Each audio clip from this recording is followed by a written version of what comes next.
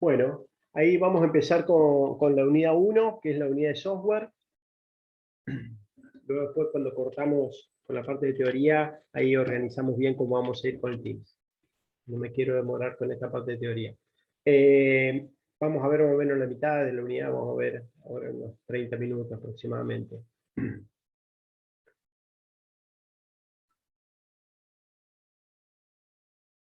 Si les digo la palabra software, ¿qué es lo que, a ver, alguno que levante la mano o alguno que agarre el micrófono, ¿qué es lo que se les viene a la cabeza?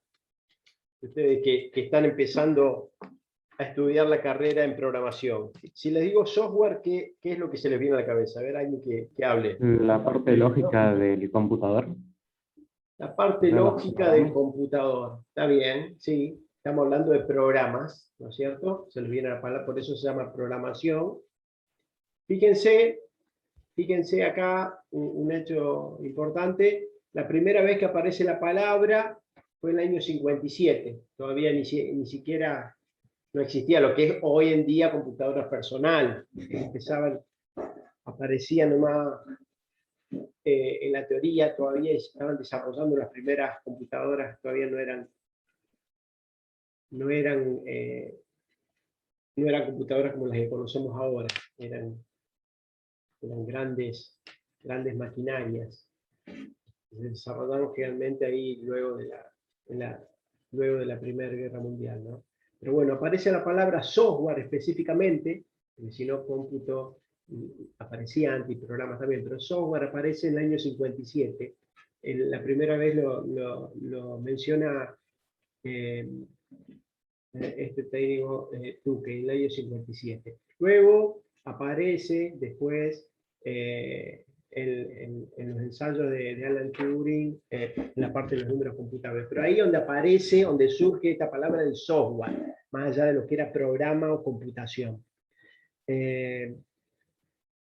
Y bueno, y justamente proviene soft de la parte blanda, la parte intangible del soporte, hardware, ¿no es cierto?, la parte dura, más relacionada con los fierros, digámosle, en lo que es informática.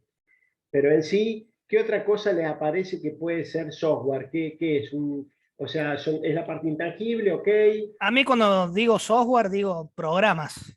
Programas, bien, Es lo que pienso. ¿De qué les parece que están hechos los programas? A ver si vamos formando entre todos un poquito la definición para que les quede bien claro y surja un poquito ya con los conocimientos que tienen. Son los programas que leen los códigos fuentes, ¿no? El código, está bien. El software puede ser Profe, una de las disculpe que le formas corte. del Hay software, eso muchos para que chicos tengan en diciendo cuenta, que que lo vamos quieren a ver un entrar. poquito más adelante, es el código fuente, que es el que escribe el programador, es el que escriben ustedes, no es el que ejecuta la máquina, es el que escriben ustedes. Sí, otro aporte que yo recién hablé. Profe, no, que hay chicos queriendo entrar, dicen en el grupo de WhatsApp. Ahí lo voy emitiendo, a ver, espere, que me paso, ahí está, sí, hay dos. Ahí los pasé, disculpen. Ahí me puse la ventana más arriba para verla cuando hay la emisión. Ahí están entrando. Ahí está. Gracias por el aviso. Entonces, software, bueno, programas, conjunto, la parte intangible, procedimientos, rutinas, empiezan a aparecer esas cosas que ya estuvieron viendo ustedes, ya estuvieron programando seguramente el primer cuatrimestre, los que están en programación. Es un conjunto, entonces el tema del software es principalmente un conjunto de instrucciones, de sentencias o de procedimientos. Acá vamos a buscar una definición que está un poquito más adelante. Pero que ese conjunto de instrucciones y procedimientos, esas líneas de código, ¿para qué son? ¿Para qué les parece que pueden ser? ¿Son tiradas al azar? ¿O qué les da el profesor en la parte de práctica para decir? ¿Qué les da? ¿Le da una consigna, un problema, ¿no es cierto?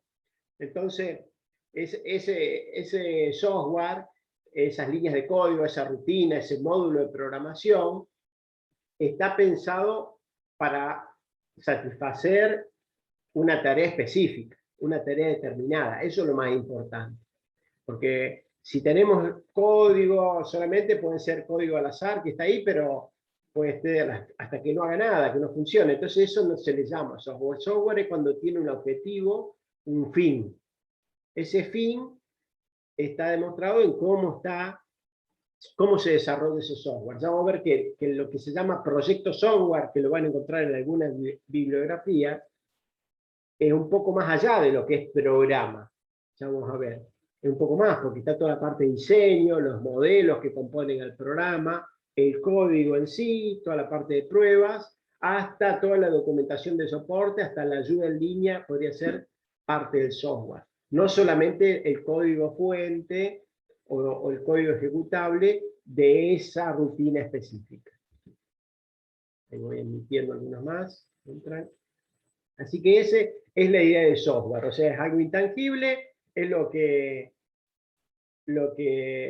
un conjunto de programas, procedimientos para hacer la realización de una tarea, fíjense, específica, como dice ahí.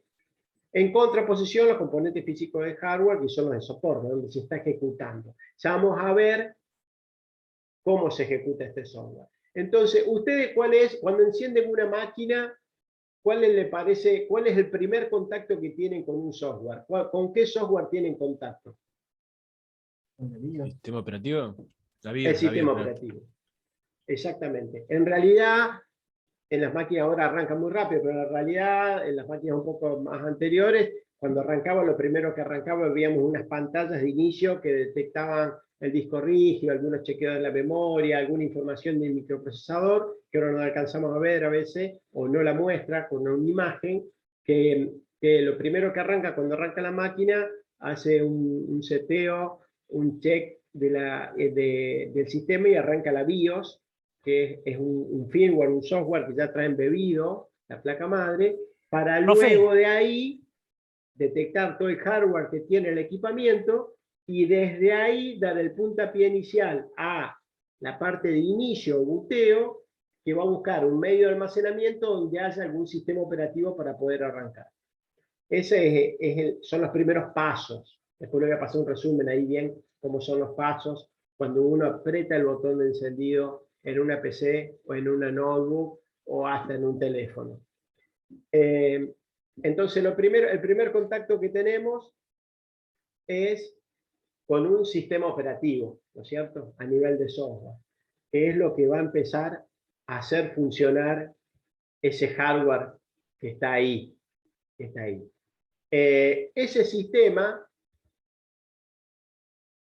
es uno de los tipos que vamos a estar viendo de software, uno de los grandes tipos. Ahí vamos a ver tres grandes tipos de categorías. Una es el software de sistema, que allí es donde entra, voy admitiendo ahí a los más, es donde entra esta categoría que son los sistemas operativos, son parte de software de sistema. Fíjense que es la parte que permite hacer funcionar nuestro hardware. El objetivo es aislar tanto como sea posible al programador y al usuario final de las aplicaciones, de los detalles del computador. ¿A qué se refiere esto? Que este tipo de software, que son los sistemas operativos, y algunas cosas más, ya vamos a ver que son también software de sistema, como mencioné ahí abajo, controladores de software, se refiere a los drivers de los distintos dispositivos, herramientas de diagnóstico y un montón de herramientas de apoyo que tienen los sistemas operativos, también se engloban dentro de esta categoría software de sistema. El software de sistema en sí, ¿qué va a hacer? Acá le voy a tirar una palabrita que la vamos a estar escuchando bastante en el transcurso del cuatrimestre en este y en otras unidades. Lo que genera este software de sistema, que es el sistema operativo, es crear una capa de abstracción. ¿Qué se refiere a esa capa de abstracción? Esa capa de abstracción lo que nos dice es que va a generar una distancia del usuario o del programador en su caso. ¿Con qué? Con el hardware. Va a generar como una franja que puede ser ancha o angosta. Cuando se dice que la capa de abstracción es fina, es porque es muy delgada. O sea que estamos muy cercanos al hardware. O sea que es un sistema operativo que no me aleja tanto del hardware. ¿Cuáles van a ser esos sistemas operativos? Y van a ser Linux. los primeros sistemas operativos, o sistemas operativos que no tienen interfaz gráfica, que solamente utilizamos la consola, y el lenguaje que utilizamos está muy cercano al lenguaje máquina, que es el que entiende el hardware. ¿Qué podemos nombrar ahí? A los primeros sistemas operativos, a los sistemas operativos de consola de DOS, a otros sistemas operativos de Unix, a los primeros sistemas, las primeras versiones de Linux, donde no teníamos casi interfaz gráfica y los comandos que teníamos eran muy cercanos al lenguaje máquina, era un poquito más desarrollado, nada más que eso. O sea que el usuario que usaba las computadoras al principio era mucho más técnico de lo que es ahora. Necesitaba mucho más conocimientos técnicos. ¿Por qué? Porque esta capa de abstracción era muy delgada. Ese sistema operativo era muy básico.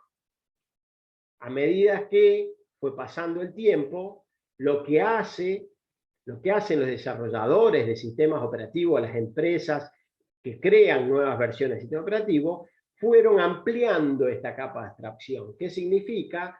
Que cada vez el usuario o el programador está más lejos del hardware. O sea, tiene que desentenderse del hardware.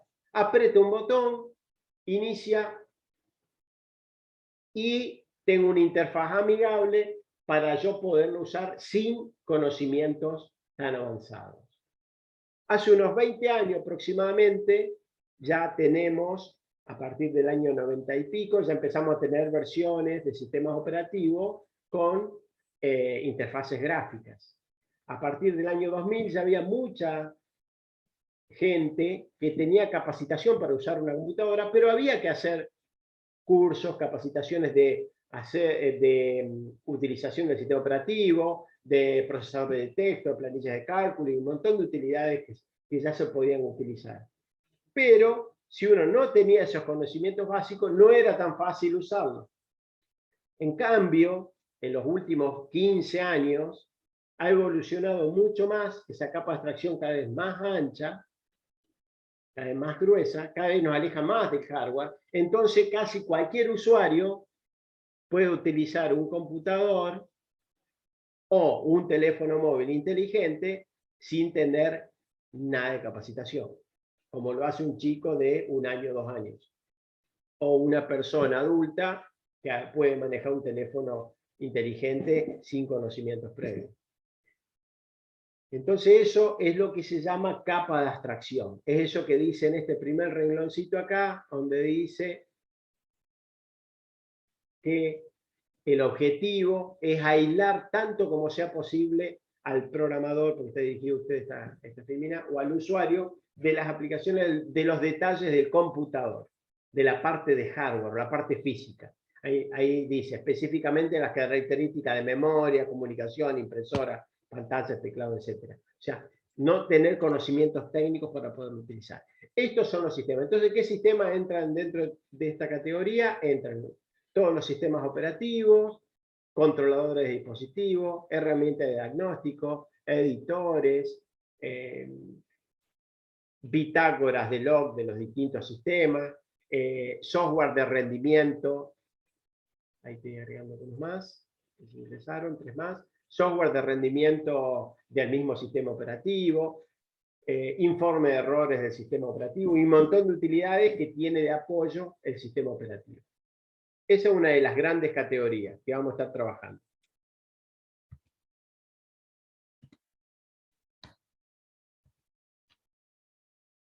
Vamos a la que sigue.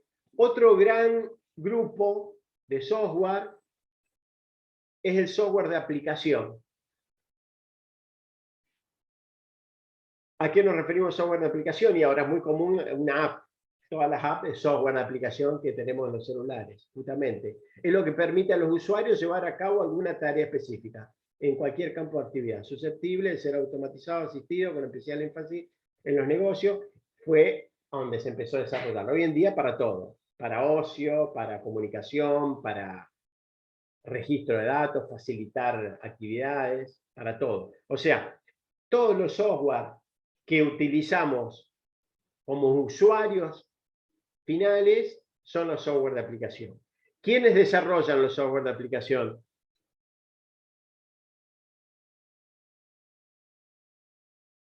Los programadores. Ustedes, exactamente. Los programadores, ustedes desarrollan las aplicaciones. ¿Quiénes son los usuarios? Aquí volvemos a la primera. Del software de sistema, acá tenemos dos tipos de usuarios principales. Uno, ustedes como programadores, y el usuario final como haciendo uso de las aplicaciones, del software de aplicación. ¿Y cuál es el otro grupo que queda? La tercera tipología, el software de programación. ¿A qué se refiere como software de programación? Y son todas las herramientas que ayudan al programador a desarrollar programas informáticos. Entonces, ¿qué tenemos acá? Tenemos editores de texto, compiladores, intérpretes, depuradores, lo que estuvieron usando, y por supuesto IDE, que son interfaces de desarrollo de programación, IDE es entorno de desarrollo integrado. Sería una suite de programación, que con esta es la que construyen ustedes el software. Entonces tenemos tres, ahí fíjense, tres bien claras las categorías. Con esas tres categorías prácticamente podemos enumerar al 100% del software. Tenemos las de base o sistema, que nos permiten poner en marcha el computador. Luego, todos los software de programación, que son los que utilizan ustedes. Este software de programación no lo utiliza un usuario final, porque tiene que tener una capacitación como ustedes están haciendo. Y luego el software de aplicación, que es para todos, tanto el programador, porque puede utilizar algún software de aplicación de apoyo, o de apoyo específico o de registro, y para todos los usuarios finales que utilizan las aplicaciones que ustedes hacen. Y ustedes y todos los demás programadores. A ver, ahí tenemos algún ejemplo. ¿Qué software estuvieron utilizando para programar en el primer cuatrimestre? Visual Studio.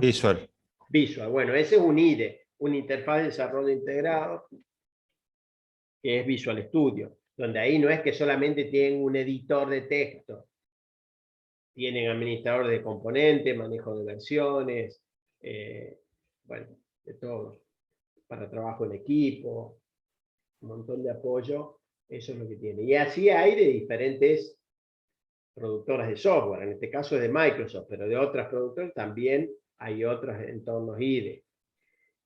Y también hay otros desarrollos más simples, pero muy potentes también para especializados en algunos lenguajes en particular. ¿Alguna otra herramienta que utilizaron? Aparte de Visual Studio. ¿En Visual Studio qué lo usaron? En Laboratorio 1. Uh-huh. Y usamos PSInt, pero me parece que es más de aplicación, no sé. Va. ¿Pero no es para código? Sí, pero es pseudocódigo. Bueno, sí, lo mismo, pero esa es para ustedes. Un usuario final no... Un usuario que no quiere programar no va a usar esa herramienta. Claro. Estaría dentro. Hay algunos software que pueden estar en dos categorías. Por ejemplo, un motor de base de datos, podría decirse, y estoy dentro de la parte de software de sistema o estoy en programación, y lo utilizan los dos. Y de aplicación, y también sí, lo usa de soporte, en realidad la aplicación que guarda los datos ahí. Pero bueno, hay algunos que pueden estar en grises, dentro, compartiendo las tres categorías, pero medianamente con estas tres categorías es para separar un poco bien, desde su punto de vista, todo el software que tiende apoyo a ustedes, todo el que generan ustedes para los clientes finales, que serían las aplicaciones, Y el software de base que tienen todos, tanto ustedes como las aplicaciones, que el principal es el sistema operativo, más algunas de soporte. Bien, hasta ahí quedan claro las tres categorías. ¿Qué sistema operativo están usando? A ver, software de sistema. Volvamos ahí, para remarcar un poquito. Tienen algunos ejemplos. ¿Qué es lo que están usando? Windows. Windows. Windows versión. Windows. 10. No, Windows. bien. Bien. Después vamos a ir más en detalle más adelante. Bien, en el teléfono. Tengo Windows 7. iOS. Windows Android. 7, Android. Android, iOS. Bien. Todos en Windows. ¿Hay alguno que tiene algún Linux? ¿En alguna notebook o algo? Todavía nada. Yo tengo Kali Linux y Ubuntu. Bien. Yo Ubuntu. Y Sí, Manjaro. tiene que haber, son muchos, así que alguien tiene que haber. Bien. Bueno, pero ahí vamos viendo un poquito las diferencias. ¿Preguntas hasta acá?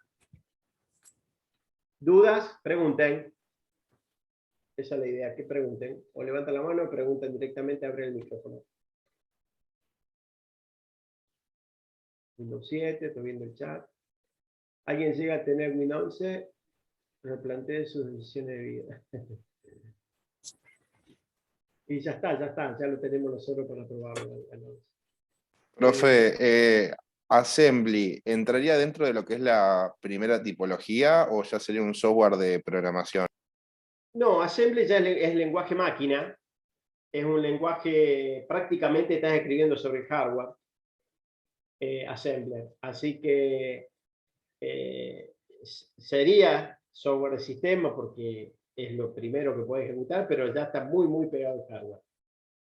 Sí, no es de aplicación. Es un software Perfecto, de gracias. sistema.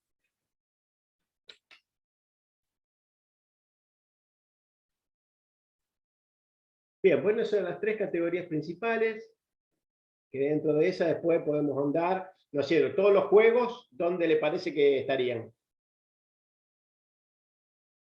En aplicación. Aplicación. Software de diseño gráfico. Aplicación. Aplicación también. Bien. Les digo, a ver. Navegador Chrome. Aplicación. Bien. Sistema operativo Chromium. Aplicación también sería, ¿no? No, de No, sistema. sistemas. Sistema operativo. Del sistema. Sistema. Estoy hablando del sistema operativo. Android TV. Sistema. Sistema operativo. Sistema. Tema. Sistema. Android Auto. Sistema. Sistema también. Sistema. Sistema Android Auto, bueno, está en el medio, ¿no? Un poco aplicación auto. Pero bueno, eso para un poco de ejercitar un poco esto, en realidad en el curso lo hacíamos un poco más dinámico. Pero anímense a hablar, anímense. Si se equivocan, la idea justamente acá es corregir, revisar. Anímense a hablar. Bueno, y así podemos estar un rato, pero hay algunos que puede llegar a haber duda, pero bueno, la idea siempre es balancear a donde es el objetivo del software. Pero bueno, ahí cuando les dije Chromium OS, es una versión de sistema operativo que también viene en Chrome OS, que por ejemplo es el que traen las Chromebook. Las Chromebook traen el sistema Chrome OS. Y hay ya televisores también que tienen Chrome OS. Y así hay varios software, bueno, como, ¿no es cierto? Android, distintos sistemas operativos que tenían las versiones de teléfonos anteriores que no eran inteligentes, también son sistemas operativos, como los que traían Nokia, como los que traían BlackBerry y otros teléfonos que fueron cayendo de tecnologías anteriores. Hay sistemas operativos embebidos para dispositivos específicos, como eran algunas Palm que había en su momento, dispositivos específicos para una función específica que había antes en los sistemas bancarios. Así que hay un poco de todo mezclado, pero bueno, la idea es que vayan identificando un poquito estas tres categorías. Ahí pasamos programación, software de Profe, una aplicación. duda. Fíjense, software educativo, software médico, bueno, base de datos lo pone acá, fíjense, videojuegos, archivos de datos. Está bien, que son de soporte a los archivos. Bueno, vamos a ver algunas categorías ahora. Vamos a ver 2 o 3 categorías nomás. Después ya vamos a cortar con la teoría y vamos a arrancar ahí con la práctica para que no se nos pase el horario. Son las 8 ya y 7. Una de las categorías que podemos enumerar al tema del software es esta que es las formas. ¿En qué forma lo podemos encontrar? Alguien dijo, cuando le consultaba sobre la definición, cómo podíamos armar esa definición básica de software, que era un conjunto de instrucciones o procedimientos con un objetivo para realizar una determinada tarea, ¿no es cierto? Y que era intangible y que era la parte blanda del computador. Esa era un poco la parte genérica. Pero bueno, alguien dice, son las líneas de código fuente, es el código fuente. Bueno, y ahí aparece que yo les dije que esa es una forma del software. Una de las formas es el código fuente.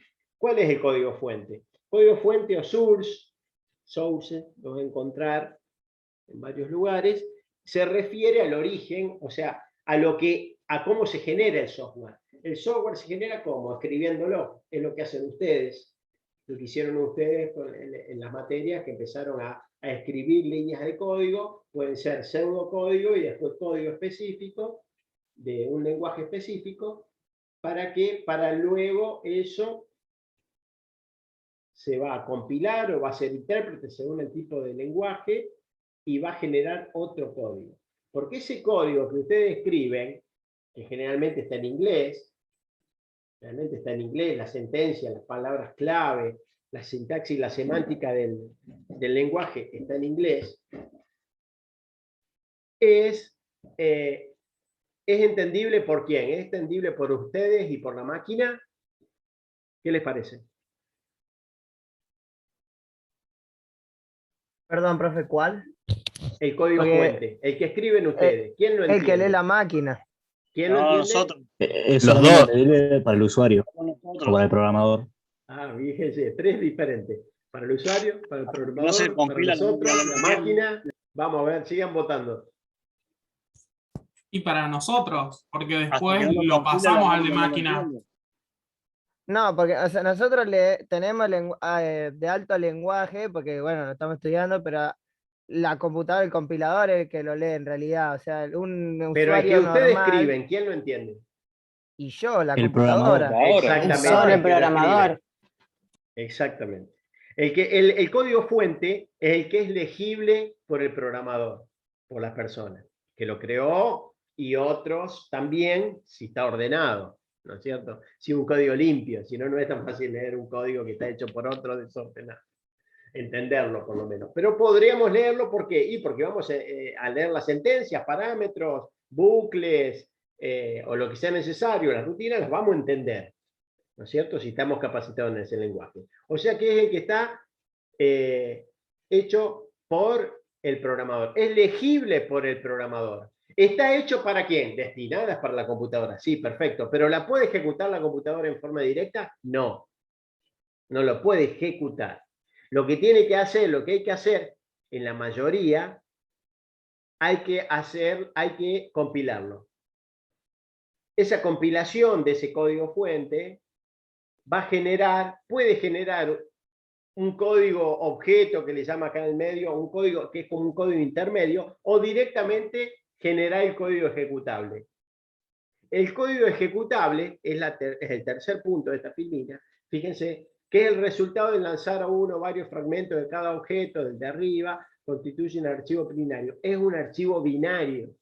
Es un archivo de unos y ceros, que si nosotros lo abrimos, vamos a ver 1 y 0 o hexadecimal, y no vamos a poder entender qué dice. ¿Se dan cuenta? Al código ejecutable, ustedes se agarran un exe, o una PK, o el nuevo formato que se usa ahora para las aplicaciones, y lo bajan, y lo hable con un editor de código de un exe o un editor para verlo, un editor de texto, lo que sea que lo abra, para ver el contenido, ¿ustedes pueden entender lo que dice ahí?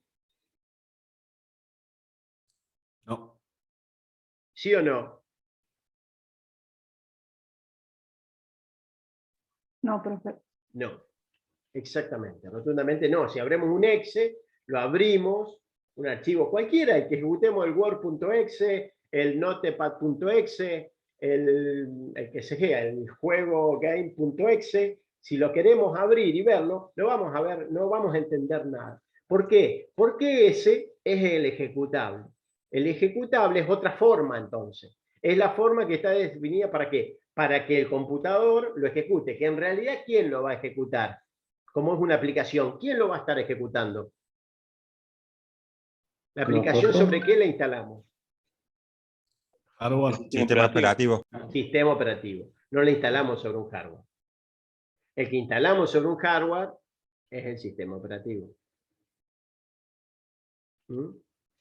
Así que esa aplicación la va a interpretar el sistema operativo y la va a ejecutar. Va a ejecutar un exe. Nosotros con el Visual Basic escribimos la línea de código, hacemos, lo compilamos, grabamos el proyecto, el BBB, la extensión que tenga, todo eso está dentro de todo lo que es proyecto software. Las líneas, el código, las podemos ver, se las podemos pasar a un amigo para que le parece, dice, no, mira este book lo hacemos así, no, usamos una variable global, no, usamos una variable definida en esta rutina. Bueno, eso lo discuten, lo hacen, funciona, listo, funciona. Yo ese texto lo pego en un blog de nota, ¿lo puedo ejecutar? No. No, es código fuente, de una forma. Necesitamos el compilador o un programa intérprete en algunos casos, donde va a compilarlo para una arquitectura específica. ¿Cuál es la arquitectura del software de aplicación? ¿Qué tiene por abajo? Que me dijeron recién. ¿Sobre qué se instala? Sistema operativo. Sobre un sistema operativo. Entonces, la plataforma o arquitectura de que yo lo voy a compilar va a ser a donde yo lo quiero ejecutar. Entonces, yo a mi software lo voy a compilar, por ejemplo, para 32 bits, Windows 32 bits. Para Windows x64, 64 bits. Lo voy a compilar para eso.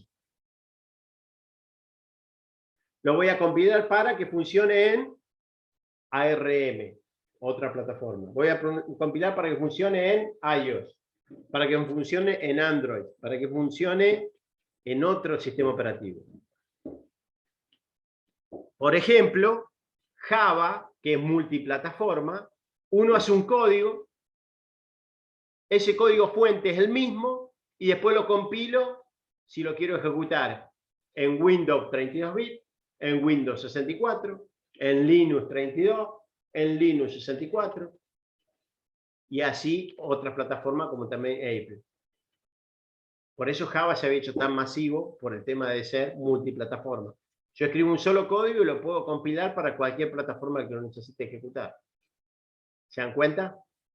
Sí, está muy Ven bueno. ahí la diferencia entre código fuente y código ejecutable. El mismo código fuente puede tener varios hijos de código ejecutable.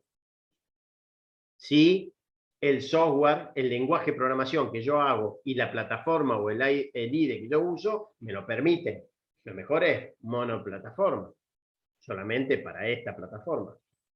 ¿Se entiende? Por eso lo importante de aprender algún lenguaje que sea multiplataforma. O que funcione en un navegador web. Por eso la importancia. ¿Por qué? Y voy a tener mucha más apertura en lo que yo sé programar, porque se puede instalar y ejecutar en cualquier lado. No es nomás que yo sé programar para esta plataforma. Yo sé programar algún lenguaje que se puede ejecutar en cualquier aparato. Entonces ese software va a ser mucho más masivo y más fácil de acceder. ¿Se dan cuenta cómo influye esto? Bueno, pero acá para que quede bien claro, código fuente, el que escribimos los programadores, es legible por nosotros, está dirigido para que la computadora lo va a entender, que en realidad el primero que lo va a entender va a ser mi IDE de desarrollo o mi programa donde ejecuto, donde escribo mis rutinas. Luego seguramente haré alguna tarea según el lenguaje de programación de compilación, de precompilación, porque a lo mejor sale un precompilado, un código intermedio como este código objeto, y después el código ejecutable final. Ese código ejecutable, que es el que yo voy a distribuir en los distintos puestos de trabajo o en los distintos dispositivos móviles, ¿para qué? Para que lo instalen y ejecuten la aplicación. Ese es el código ejecutable. Tiene la otra forma. Que ya vamos a hablar más adelante, cuando hablemos de tipos de licencia de software, vamos a ver cómo influyen estas formas. Por ejemplo, le voy adelantando, el software privativo, que se dice, o software propietario, es ese, por ejemplo, del sistema operativo Windows. Ustedes pueden acceder al código ejecutable, ¿no es cierto? Al código ejecutable pueden acceder porque es el que instalan y el que vamos a estar instalando nosotros en las máquinas virtuales. Pero el código fuente no lo tenemos. No tenemos acceso. Por una cuestión de licencias y de derechos del que desarrolla, que no se lo da a nadie. Por eso se dice que es propietario. Ya vamos a ver cómo juega. Por eso es importante saber esto. Código fuente, código ejecutable. Esta es una clasificación de forma. ¿En qué forma yo encuentro un software? Vamos a otra. Vamos a un repasito acá. Entonces con esto ya después vemos una más y cortamos. Repaso de definiciones. Software es el conjunto de programas, procedimientos, fíjense, y documentos, ahora aparece, relacionados con el sistema. Es la herramienta en la que se va el usuario para obtener el resultado esperado en un procesamiento de datos. Programa, fíjense que es un poco más básico. Perdón que interrumpa. ¿Sí? Eso de los software privativo o propietarios. En Linux, por ejemplo, sería al contrario. Que tiene código libre. Depende. Claro. Ahí ya lo vamos a ver. Sí, Dale, más adelante perdón. ahora la filmina que sigue va a estar. Ahí ya lo vemos al tema específicamente. Programa de computación. Es un conjunto de instrucciones detalladas que le dirán al computador qué hacer paso a paso. Es una expresión de conjunto de instrucciones en cualquier lenguaje, apto para lograr que una computadora realice un trabajo. Fíjense que programa de computación es como que está más a bajo nivel. Es como que si fuera las líneas de código, las rutinas. Software engloba un poco más. Fíjense que aparece la palabra documentos, programas una parte, procedimientos, que podría ser lo que ustedes hicieron de pseudocódigo, compone software. Pero el pseudocódigo no es un programa. ¿Se dan cuenta? Es como una etapa anterior. Entonces, toda esa parte de proyecto, de la parte de diseño del programa en sí, es todo lo que compone el software, el proyecto software que se llama. Por eso software es un poco más amplio que la palabra programa, por eso están las dos definiciones. Código fuente, de nuevo lo que estábamos ahí diciendo. También denominado programa fuente, es un texto escrito en un lenguaje de programación para crear programa, es la forma de programa legible por el programador, que era lo que yo decía, la que podemos leer. Ese sí lo podemos leer, el otro no lo podemos leer al código ejecutable. Es un texto que describe lo que hace el programa y que una vez pasado por un proceso llamado compilación, traducción del lenguaje fuente al lenguaje máquina, el binario, genera el código ejecutable. El programa que usamos específicamente. El que usamos es el ejecutable. El conjunto completo de instrucciones y archivo original y de soporte creado y modificado por el programador, destinado a producir el programa ejecutable a partir de eso. Bueno, hay dos o tres formitas de decirlo. Y acá aparece otro concepto que es licencia. Que era lo que yo le decía antes. Ya lo vamos a ver más adelante, en la clase que viene, que va a ver la clasificación de licencias del software. Que con eso vamos a cerrar un poco la unidad. Dice, es la forma en que un autor permite el uso de su creación por otras personas, de la manera que él cree aceptable. Entonces yo ahí voy a tener distintas licencias, algunas licencias que se llaman propietarias y otras licencias que son más de uso libre. Es según yo como desarrollador, qué licencia lo licencio mi software para que se utilice. Y es un instrumento, fíjense, esto es lo más importante, un instrumento que regula las maneras que el usuario puede utilizar el software. O sea, está pensado en cómo el usuario lo puede usar. Es distinto a los derechos de autor. Los derechos de autor son sobre la obra. O sea, se refiere a quién es la autoría de esa obra, no a cómo va a ser usada. La licencia se basa en cómo va a ser, cómo se puede usar. En cambio, el derecho de autor está pensado en protección de la obra, para saber quién es el autor, que no es un plagio, que no es una copia y demás cosas. Por eso, La licencia sería el home y el profesional, por ejemplo, no usar una versión home para trabajar, supuestamente. la licencia, no, la licencia es lo que usted cuando lo termine de instalar el programa dice acepto el contrato, es eso, que nadie lo lee. Bajan y aceptan. Ahí está declarada la licencia.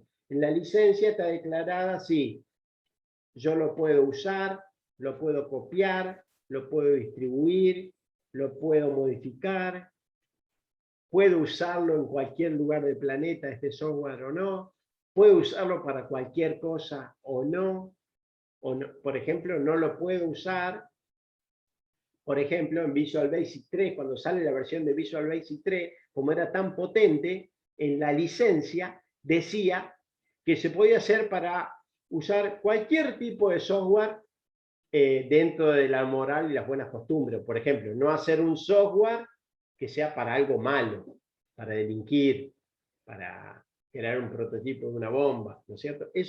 Para eso no. Bueno, pero la moral es relativa, así que... Exactamente, pero bueno, pero después el juzgado te evalúa la moral si te denuncia. Total. O sea, eso lo hace el Código eso Civil también. y penal. Por eso, pero digamos, digamos, va por ese lado. Pero de decir una cláusula clarita, eso es lo que voy a esta cláusula, pero no se puede, no está permitido hacer uso de este software para crear otra IDE de desarrollo de software. ¿Por qué? Porque era tan potente cuando pasó a ser Visual Basic 3 que con esa interfaz podía hacer otra IDE y podía competir contra ella misma. ¿Se entiende? Entonces lo pusieron en la licencia, justamente. Fíjense para qué sirve la licencia. Para eso sirve la licencia. Lo otro, lo que me decía de Home, Profession, todo eso, no, eso es una cuestión de ediciones, que después cada edición tiene su licencia y digamos, sus permisos de uso. Que, por ejemplo, en algún momento la Home no se podía utilizar en las empresas. Ahora está medio en el aire con el tema de Home Office, no hay tanto problema con eso de hace unos años. Pero antes, no sé, por ejemplo, si había un problema de legalidad, había una máquina que tenía una versión Home en una empresa, era como que estaba ilegal. Era lo que me decía hace un rato uno de ustedes. Otra palabrita, acá aparece lo del copyright, que era lo que yo le estaba adelantando, que es el derecho legal del autor que obtiene por el resultado creativo de un trabajo original. También una forma de protección. Eso, pero están pensadas en protección de la obra. En cambio, la licencia va a definir cómo se puede usar esa obra. Son distintas. Y aparece la palabra usuario. Justamente, cuando empezamos a decir uso, usar, puede no, aparece esta palabra. Acá, con esto de la licencia, aparece la palabra usuario. Aquella persona que emplea el software. Entonces está todo pensado en ese usuario, aparece el usuario. Esas son un poquito las palabritas que van apareciendo nuevas. Profe, disculpe que lo moleste. Hay gente en el grupo de WhatsApp diciendo que quiere entrar. Ahí está, a ver, ahí hay 4 más. Sí, se me baja la ventana, no me queda arriba. Ahí está. No, por favor, interrúmpanme con los así, no quiero dejarlos afuera. Bueno, y otra clasificación, repasemos ahí un poquito. Esperen, medio lento para volver. Está bien, pasamos. La primera clasificación fue las 3 tipologías, donde vimos software de sistema o de base, que lo van a encontrar en una bibliografía, software de aplicación y software de programación. Esa sería la tipología de software. Después, la formología sería las formas, código fuente, código ejecutable o binario, los dos más representativos. Vimos en unos repasos de definiciones y vamos a ver esta clasificación más. De acuerdo a su costo. Acá tenemos dos diferencias bien grandes. De costo cero y de costo mayor a cero. De costo cero, ¿qué les parece? Es cuando no hay que desembolsillar ningún valor para poderlo tener. Nada más. Que ahí entran un montón. Ahí entra todo lo que es freeware, versiones trialware y después todo lo que es software libre.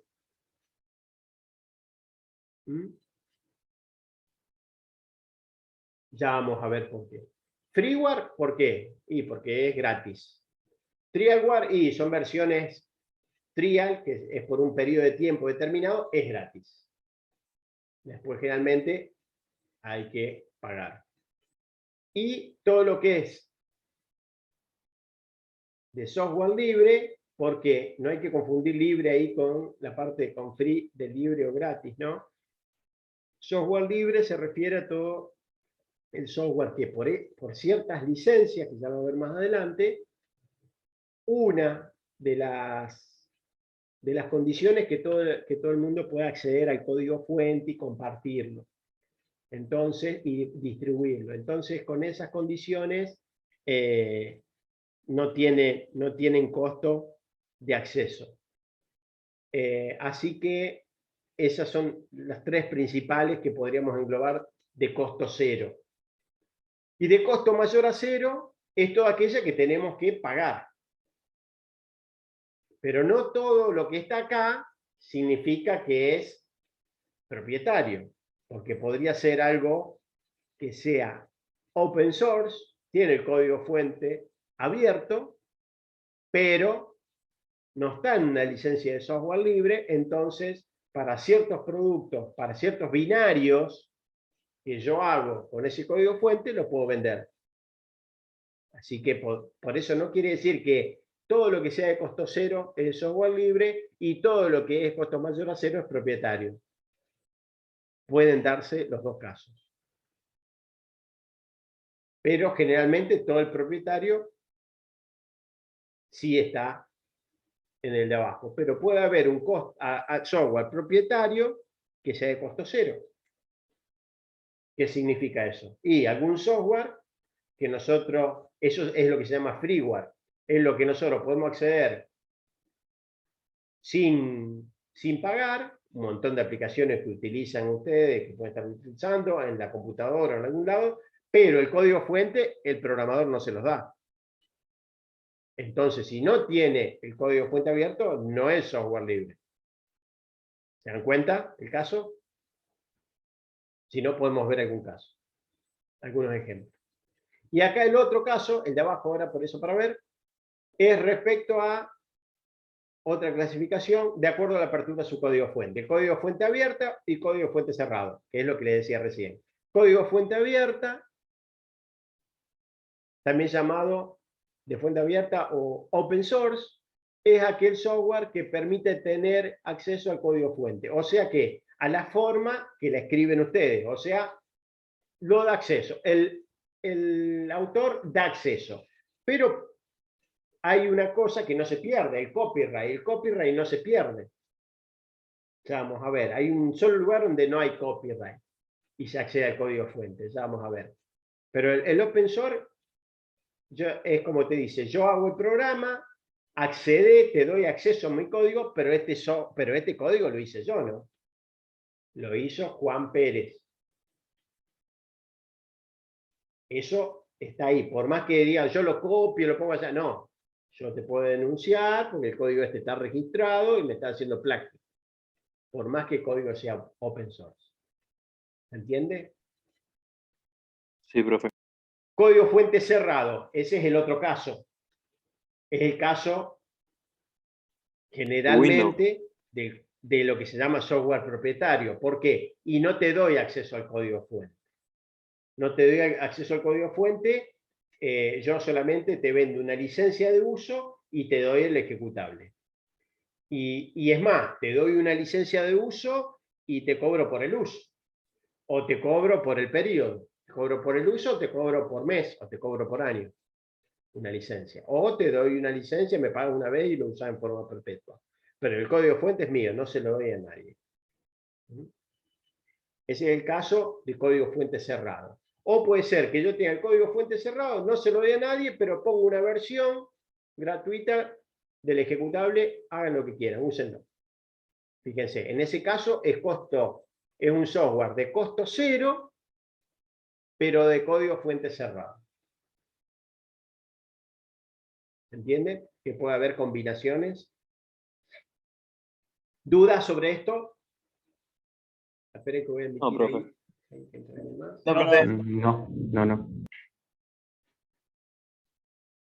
Pregunten. A ver, algún ejemplo, tiremos algunos ejemplos y lo categorizamos. A ver, algún software que usen ustedes. Cualquiera. Android Windows. podría ser un Windows, bueno, software. vamos con Windows. Ponemos Windows 10. Ponemos Sí. Windows 10, la última versión. Porque las primeras ya están fuera del ciclo de vida. La última versión, creo que es la 21H1, algo así. De 64 bits. Bueno, ese software, vamos para arriba, a ver, lo vamos a categorizar. Dentro de tipología, ¿en dónde lo ponemos? Sistemas operativos. Software de sistema. Es un sistema operativo. En esta tipología. Bien, ok. Forma que podemos acceder. Como usuario final, ¿no? Lo evaluamos siempre. Ejecutable. Como ejecutable. ¿Podemos acceder al código fuente? No. No. No. Bien. No. Pasamos todo de largo. Entonces, de acuerdo a su costo, ¿es de costo cero o de costo mayor a cero? De pago. Mayor a 0. Es mayor a cero. ¿Saben Nosotros cuánto seguimos sale a 0, pero es profesional? mayor a 0. ¿Saben cuánto sale? Una licencia para una empresa sale alrededor de $220 más IVA. En pesos está algo de 15.000 pesos, puede ser, la licencia oficial. Sí, más, la profesional más. Más de La 200 home, dólares. creo que estaba eso. Más de 200 dólares. Una licencia OEM es otra cosa, es un poco menos, pero no tanto. El home sí salió un 40% menos que la profesional. La que no es pro, digamos, ahora no se llama más home, se llama Windows. Sí, sigue siendo todavía Windows 10 Home. Windows 10 Pro, estoy hablando de 200. El Windows 10 Pro, el Windows 7, el Windows desde el XP Pro hasta ahora, estuvo rondando siempre en 210, 220 dólares. Más IVA. Bueno, ¿qué otra categoría? Entonces ya lo pusimos, costo mayor a 0. Y, de acuerdo a la apertura de su código fuente, Es cerrado. ¿alguien más? Cerrado. De código fuente cerrado. Cerrado. Exacto. ¿Por qué? Porque el desarrollador, en este caso, que es Microsoft, no proporciona el código fuente. Sí empezó a algunas utilidades que traía adicionales a liberar el código. Es más, por ejemplo, Microsoft DOS era privado y creo que lo liberaron ya hace unos años. Para que tengan en cuenta, por ejemplo. Pero bueno, ya es obsoleto. Hace rato.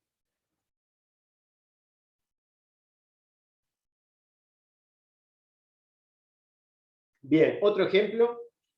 A ver, vayamos con un programa de ustedes, algunos que usen para programar. Que no sea de Yo en el Microsoft. laburo, profe, uso Flutter de Google. ¿Quién? ¿Cuál, digo? Yo, Lucas Jasper. Uso Flutter.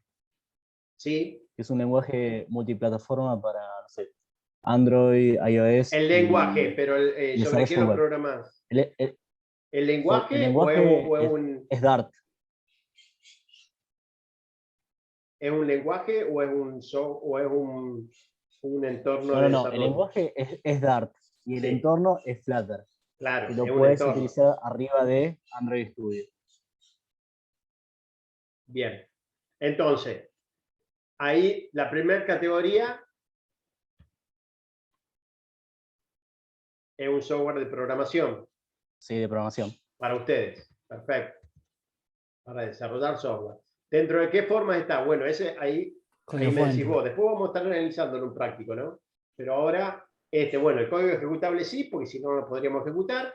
Ese de una Código que fuente. sí está. Pero el código fuente, ¿tenemos acceso? Sí, código fuente, sí. ¿Sí? Sí. ¿Es que Sí, sí. open source o no Es sabes? open source. Open source, no sabe, el software libre no sabe qué licencia es. Ya lo vamos a ver más adelante eso. Está bien, ¿no? Acá. Bueno, vamos acá. De costo cero, costo mayor a cero.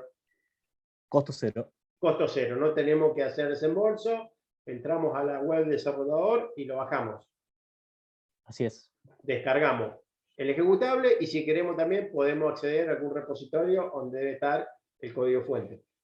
Sí, pero anda a modificarlo. Claro, bueno, hay que ser... Bueno, lo mismo hará alguien que no sabe hacer, modificar su código cuando ustedes crean algo. Es lo mismo. Digamos, cuando ustedes empiecen a aprender, digamos, esos son desarrolladores de sistema operativo, de otro nivel y específico ese aprendizaje. Y lo mismo para aplicaciones de desarrollo de lenguaje de programación. Es como que están un nivel más abajo. Bueno, y de apertura a su código fuente, dijimos podíamos acceder al código fuente, así que de código fuente abierto. Perfecto, ahí lo categorizamos. A ver otro. ¿Qué vamos a hacer? Por ejemplo, alguna aplicación habría que ver, después habría que analizarla si el código fuente abierto o no. Pero, por ejemplo, algunas aplicaciones en los celulares, ahí la podemos decir que es código, bueno, es un sistema, perdón, software de aplicación. Después la forma, el ejecutable está seguro porque estamos corriendo en el celular. El fuente habría que ver, ahí tenemos que ver a esta categoría, si está accesible o no. Ahí habría que ver cómo lo desarrolló, si está desarrollado abierto o no, que puede ser que sea abierto. Y después de costo mayor a cero pueden estar a veces las dos. ¿Por qué? Y porque saca alguna edición light o con publicidad de que es cero, y si vos querés eliminar publicidades tenés que emitir algún pago. Así que bueno, ahí eso puede haber siempre variantes.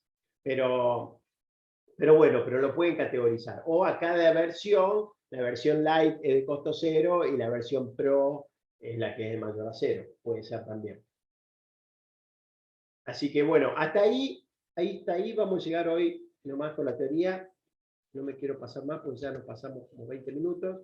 Y la semana que viene seguimos de la filmina esta en adelante. Profe, le hago una consulta. Sí, ahora hacemos un El, par de consultas y después seguimos con la práctica. Sí. el código, el open source, ¿qué función tiene? ¿Solamente investigativa, o sea, como para ver cómo funciona un programa o para qué se puede usar, digamos, un software con open source? Y depende de la licencia. Si el desarrollador, aparte de darte acceso al software, te deja usarlo para crear otro. Que realmente es así. Después ya vamos a ver que hay software con licencia heredada o no. ¿Qué significa eso? Eso es lo que sigue, la primera que sigue. ¿Qué es lo que dice? ¿Qué es lo que significa? Significa que todo el software que yo haga que tome desde este software, todo lo que genere a través de ese, la licencia se hereda. Entonces, si ese es open source, el que yo hago, que generé a través de este código, mejoras, mi propia versión, todo lo que quiera, tengo que también sacarlo en open source. No puedo yo sacar uno privativo en base a un open source. La mayoría son hereditarias. Porque si no pierde el original, ¿entendés? Porque después no te puede controlar a vos o de compilarlo para compilarlo, que generalmente lo pueden hacer, ¿no? Y hay herramientas. Pero bueno, Bien, siempre perfecto. esa es la lucha. Si un código privativo en realidad no está usando alguna licencia libre para generarlo. Pero si no, la idea es, yo abro mi código, úsalo, pero citame a mí como autor, te pongo esa condición, y vos todo lo que hagas lo sacás en la misma licencia que está en mi código. Y así hay un montón de software. Muchísimo. Muchísimo. Por eso está creciendo así. Todo lo que vemos bueno, fíjense qué pasa, a ver si alguien conoce el nuevo navegador que están usando en Microsoft, en Windows 10. ¿Cómo se llama? Edge, ¿no es? ¿Alguien lo Edge, tiene puede ahí? ser que sea. ¿Cómo? Edge. Microsoft Edge. Edge. Exactamente. Bueno, vayan, ábranlo y vayan a la cerca de... Creo que lo eliminé. Alguien que lo haga y comente. ¿Dónde? Y debe estar O sea, cerca de la se puede ayuda, dice. Claro. Sí, aquí lo tengo. Bien. ¿Qué dice? ¿En qué parte? Fíjate, dice, ¿en qué está basado? ¿No dice Ah, ahí? basado en Microsoft Explorer, dice. Ah, no tenés la última versión entonces. Ah, sí, sí, no, sí, sí. De tenerla debería tener. Está basado en Chromium. En Chromium está basado, profe. Ahí Ah, va. en Chromium. Ahí va. Y a Está otro basado en- software de código abierto, dice también. Exactamente. Fíjense lo que pasó. Las primeras versiones de navegador Edge eran basadas, por eso te decía, mejor no está actualizado, está basada en Internet Explorer, era una mejora de Internet Explorer, una variante. Y después vio que no competía, la velocidad, todo, entonces ¿qué hizo? Había otro en paralelo, otra ala en paralelo, que estaba utilizando el proyecto Chromium, que es de open source, que allí sale el Chrome OS y sale el Chrome como navegador, y hay 3 variantes de Chrome como navegador, después se las paso. Ustedes deben usar la versión masiva que utiliza todo el mundo, pero ustedes como programadores podrían utilizar otras 2, que son más avanzadas.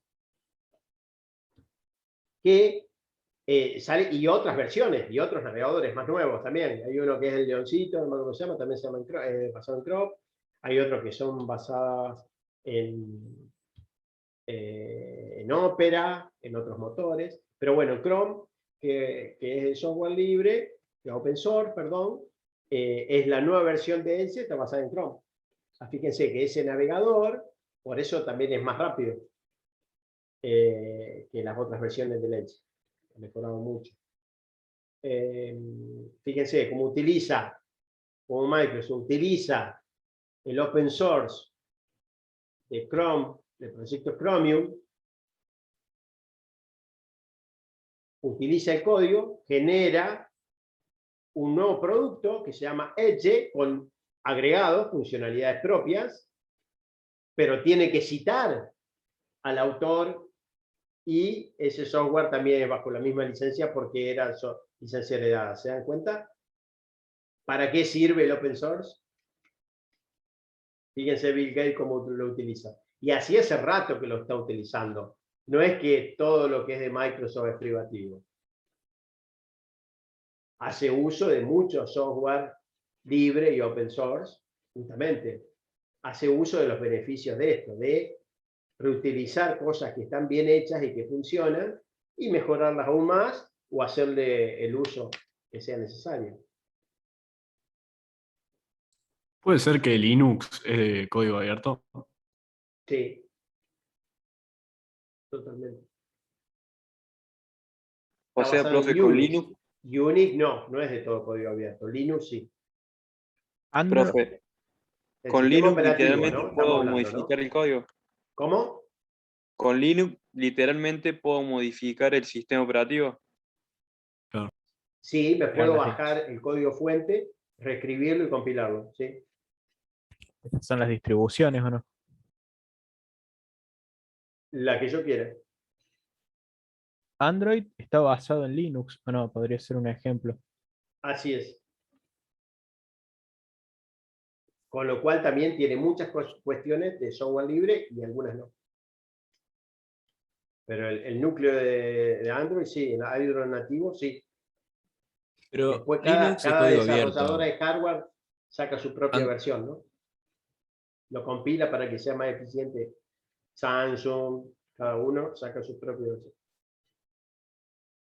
Profe, Sí. o sea, cada empresa tiene su licencia, porque Linux, pregunto, ¿no? Es como código abierto, pero Android no es código abierto. ¿Cómo sería eso? Android sí es código abierto.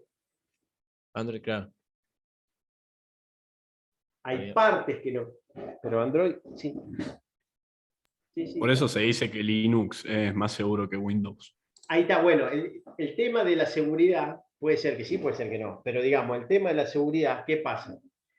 Al ser un software que nosotros podemos acceder al código fuente, ¿qué pasa? Lo podemos verificar si tiene un problema de seguridad. Lo pueden verificar miles de personas que hacen chequeo de software o aseguración de software y pueden verificar si tiene una puerta trasera y la pueden anular. Sacan la nueva versión donde corrigen ese bug. ¿Se entiende? También se dice cambio, que si Linux es más nosotros- seguro porque es menos masivo. ¿Cómo? Que Linux es más seguro porque es menos masivo y por lo general ¿Menos cuando se masivo les planea- parece a ustedes? en el sistema de si yo, por ejemplo, quiero hacer un ataque de DOS, agarrar y tener muchas máquinas cautivas, conviene hacer algo para Linux, para Windows, donde hay más usuarios que no tienen no son experimentados. Por eso decían que Linux es más seguro también. Claro, Entonces, pero la por mayoría de la ejemplo, gente en la casa no tiene Linux. no, exactamente. No está usándose en los computadores. Microsoft ahora con Windows 10 ha de nuevo crecido en el uso. Digamos, como uso masivo no, pero fíjense qué pasó con Android en relación a las versiones de Nokia, BlackBerry y todos los últimos 10, 15 años. Es un software operativo basado en Linux y arrasó en los últimos 10, 15 años. Es más, Microsoft con su software móvil nunca pudo llegar. Sí, fracasó. Exactamente. Así que fíjense que eso tranquilamente en unos años puede pasar en las computadoras. ¿Por qué dicen que no hay virus para Linux? Casi no hay, pero muy pocos. Hubo contados, menos de 10. ¿Por qué? Porque el sistema ¿Nadie porque se pone a hacerle virus o es un sistema muy es sólido? muy que complejo, no- es mucho más difícil, porque enseguida sacan los parches, toda la comunidad saca los parches para que no se afecte. Pero generalmente a veces son cuestiones técnicas, a veces pueden ingresar. Pero digamos, más difícil que lo afecte sin que reaccione. El tema del software, del sistema operativo, puede ser que sea seguro, el software libre, puede ser que sea seguro, puede ser que no. Pero ustedes piensen, por ejemplo, yo les planteo siempre, imagínense que ustedes son un país, son un país X, que está en una isla. Y ese país necesita comprar, no tiene gente para hacer su propio desarrollo de software, como pasa en muchos países. ¿Para qué? Para un software de las Fuerzas Armadas que maneje toda la cuestión de armamentistas, a lo mejor. Automatizar todo el control, ¿no es cierto? Hasta lanzamiento o protección antiaérea y demás. Eso lo maneja un software hoy en día, ¿o no? Claro. No es más manos, muevan la palanquita para el antiaéreo, no. Es un software. Si no, fíjense en la franja de Gaza, los antiaéreos que bajan los misiles. No sé cuántos proyectiles lanzan por segundo. Eso está todo manejado por un software, ¿no es cierto? Bueno, usted tiene que comprar el software. ¿Qué tipo de software compraría? ¿De open source o privativo? El open source. ¿Por qué? Para poder modificarlo a lo que yo Sí, necesito. o modificarlo o revisar que no tenga ninguna puerta trasera, ¿no es cierto? Eso. Porque lo mejor compro uno privativo y después mi enemigo, ¿qué hace? Y corrompe al software y le dice, bueno, déjame entrar que le inhabilito todos los antiaéreos. Entonces, voy tranquilito y ataco el país, por ejemplo. Bueno, y eso pasa en un montón de países que contratan software o ponen en sistemas críticos, en lugares críticos, software privativo. Y después, en realidad, ¿qué hacen? Están dependiendo del otro país. ¿A dónde? Y donde compraron el software. No están libres. Porque el software puede tener algún problema. ¿Por qué? Y si tiene una puerta trasera, y me aseguraron que no. Sí, pero no lo puedo controlar si no tengo acceso al código fuente. Fíjense cómo llega. Ese es un extremo, ¿no es cierto? Pero a veces pasa y las empresas bueno, bancarias, financieras, todo lo que son las fintech y todo, imagínense el nivel de esto por el tema de espionaje industrial y todo esto acá, tiene que asegurarse un montón de cosas. Entonces ahí entra en juego todo esto. Si no, no lo vemos, parece que no lo vemos. Todo esto. ¿Qué pasa si yo muestro mi código? No muestro. ¿Por qué? Porque generalmente hace 20, 25 años, a lo mejor sí, teníamos un programa y era muy difícil que alguien lo tenga, entonces lo teníamos que proteger. Pero hoy en día casi todos los programas que nosotros podemos hacer en etapas tempranas, prácticamente está hecho. Entonces en realidad nos conviene hasta bajar la rutina y mejorarlo. Lo importante es ver una idea, si es nueva, sí cuidar la idea, ahí sí hay que cuidar, si hay una idea nueva, y cómo desarrollarla después, al tema del código y todo, hay que cuidarlo. Pero si es algo que ya es algo conocido y yo quiero sacar mi propia versión, puedo hasta hacer uso de algún software que esté hecho y lo mejor lo desarrollo mucho más rápido que arrancar desde cero. Y hasta es más eficiente. Total, yo, la idea, como programador, en realidad tengo que vender mi trabajo, o sea, las horas que trabajo, y la implementación y la puesta en marcha, o la solución de la idea que yo hago. No la licencia, porque si no estás pensando en ser un vendedor, no un programador. Después la parte de marketing de mi empresa o de la empresa que yo estoy verá la forma más adecuada de sacarlo. Pero como programador tiene que pensar siempre en eso. Y después elegirán sobre qué licencia sacarlo.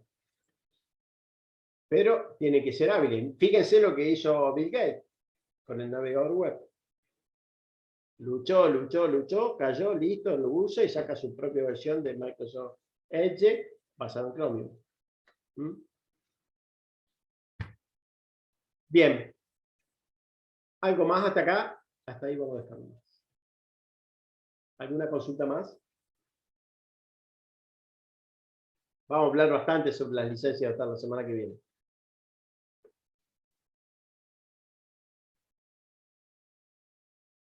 Por el momento tengo todo claro esta parte. Bien. Lo que sigue, profe, ¿cómo va a ser? Bueno, ahora lo que seguía era así, estamos con el horario pasado porque ya estamos terminando, así que es muy posible que arranquemos directamente con el primer grupo. Ahora vamos a seguir y seguiremos con el primer grupo, seguiremos todos conectados de última si quieren, con el primer grupo en unos 15 minutos, me parece que habían puesto 21 y 20, 21, ¿qué pusimos? 21 y 10, 21 y 20. Ahí ya me fijo, a ver. La idea es que empecemos a ver la parte práctica. 21 y 20, profe. 21 y 20. Profe, Sí, si no lo podemos hagamos mantener ese horario. antes. ¿Sí? Si no, digo que por esta vez que lo hagamos todos juntos en un ratito. Claro, por eso, a lo mejor hoy que en la primera clase podemos hacerlo todos juntos. La idea era, ¿por qué hacerlo después? Después nos vamos a desparramar en las comisiones. ¿Por qué? Porque no los voy a poder atender, sino porque me están escuchando a mí. Pero cuando empiecen a trabajar ustedes, van a salir muchas dudas. Y si están todos juntos, nos vamos a empezar a pisar. En vez de hacemos las comisiones esas que están entre 30 y 40, creo que quedaron en 32 aproximadamente, es más fácil. Es más fácil para mí, principalmente, pero para ustedes que puedan tener las respuestas. Claro, lo vamos a poder aprovechar mejor usted. Así que, pero bueno, y después me decían de los horarios, me hacían consultas también. Bueno, ya lo vemos eso. Podemos mover las comisiones, podemos cambiar si no puede en un horario y lo ponemos en el otro. Eso. La idea es que no nos pasemos lo mejor de 40, que estemos en simultáneo. Así que eso lo vemos. Así que bueno, cortamos un rato ahora, entonces descansan. 9:20 arrancamos con el tema de la práctica, y vamos a verlo de VirtualBox, específicamente vamos a arrancar con eso. Entonces volvemos todos juntos a las 9:20. Volvemos todos, Vale. y vemos, y lo mejor seguimos juntos 1 hora y hacemos todo, con algunas consultas. Dale, profe, dale. Hacemos así. Ahí lo escribo en el chat.